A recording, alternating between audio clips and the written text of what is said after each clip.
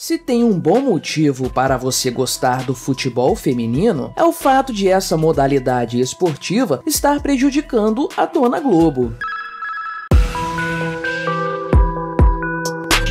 Este é o Visão Libertária, sua fonte de informações descentralizadas e distribuídas. Este artigo foi revisado por historiador libertário, escrito, narrado e produzido por mim, Quintessência. A Rede Globo transmitiu, no último domingo, em seu tradicional horário das 16 horas, uma partida de futebol entre São Paulo e Palmeiras, que terminou empatada em 1-1. A diferença desta vez é que o horário não foi ocupado pelo futebol masculino, mas sim pelo feminino. A emissora carioca optou por transmitir a disputa das quartas de final do Campeonato Brasileiro Feminino. O quê? Você não sabia que a versão feminina do Brasileirão tinha mata-mata? Pois é, eu também não.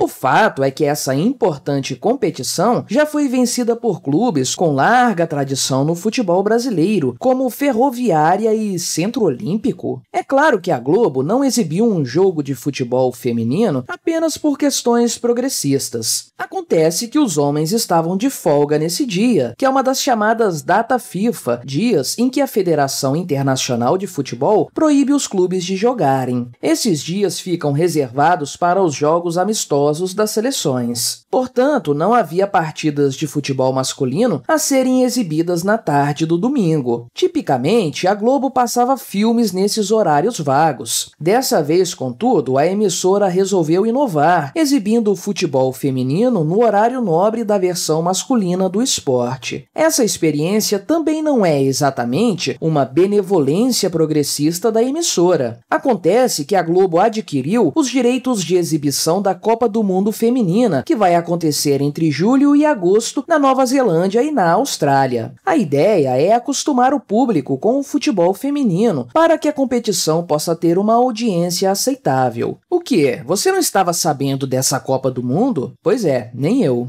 O fato, porém, é que a exibição das quartas de final do Brasileirão Feminino foi um tremendo fracasso para a emissora. A audiência durante a partida foi pífia, meros 13 pontos, uma queda de quase 50% em relação ao jogo masculino exibido no domingo anterior. Aquela partida, por sinal, também foi entre São Paulo e Palmeiras, uma vitória do Verdão por 2-0, marcando 23 pontos de audiência para a Globo. Os espectadores do horário acabaram migrando para as emissoras concorrentes e também para os canais pagos. A ESPN e o Sport TV, por exemplo, roubaram muitos espectadores da Globo com sua exibição da Liga das Nações da UEFA. Com a divulgação dos resultados da audiência, logo começou o chororô da patota esquerdista, afirmando que esse é mais um caso de machismo estrutural na sociedade brasileira. A comparação com a partida masculina da semana anterior foi cruel, mas afinal de contas, será que essa comparação é mesmo justa? E será que a audiência decepcionante do futebol feminino representa mesmo um caso de machismo, ou será que existem outras questões em jogo nessa história? E se você está gostando do nosso conteúdo, deixe o seu like e considere se tornar membro do canal para ter acesso antecipado a mais vídeos como este.